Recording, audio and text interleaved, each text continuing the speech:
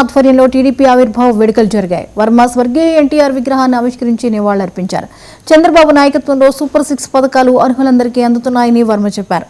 నియోజకవర్గ పునర్విభజన జరగకపోయినా చంద్రబాబు ఆదేశిస్తే ఎక్కడి నుంచైనా పోటీ చేయడానికి సిద్ధంగా ఉన్నట్లు వర్మ చెప్పారు. చంద్రబాబు అడుగుజాడల్లో 23 ఏళ్లుగా నేను నా కుటుంబం నడుస్తున్నామని వర్మ గుర్తు చేసుకున్నారు.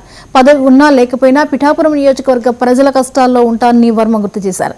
గత ఎన్నికల్లో చంద్రబాబు ఆదేశాలతో నేను, నా భార్య, నా కొడుకు ఎన్నికల ప్రచారం చేసి గెలిపించినట్లు ఆయన చెప్పారు.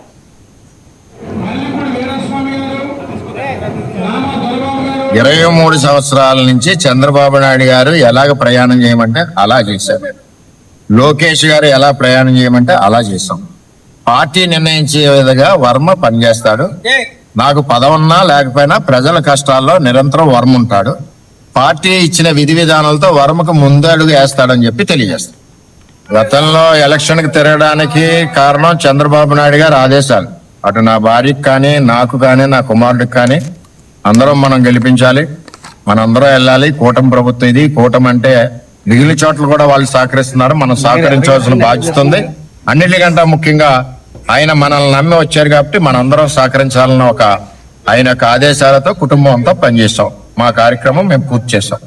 అదేవిధంగా ఈవేళ నియోజకవర్గంలో నాయకులు, కార్యకర్తలు అందరూ కూడా మా గ్రామం రండి, మా గ్రామం రమ్మండి, నేను ఒక్కడనే ఎక్కడ వెళ్ళగలను?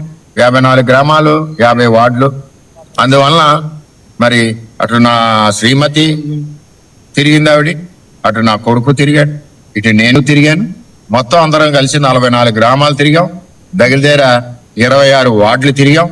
అలాగే ప్రతి గ్రామంలో కూడా కార్యకర్తలందరూ కూడా ఆవిర్భావ దినోత్సవాన్ని ఒక పండగలా చేసుకున్నారు. ఎక్కడ చూసినా ఎండకి భయపడకుండా అందరం కూడా తిరగడం జరిగింది. ఏంటంటే పార్టీ కార్యక్రమం అంటే రోమాలు లెక్కపడతాయి. పార్టీ కార్యక్రమం తెలుగుదేశం పార్టీలో ఆదేశాలు ఇస్తే 1 కోటి మంది కార్యకర్తలు కూడా పనిచేస్తారు. అది పార్టీ యొక్క నిర్ణయం. పార్టీ అంటే అభిమానం.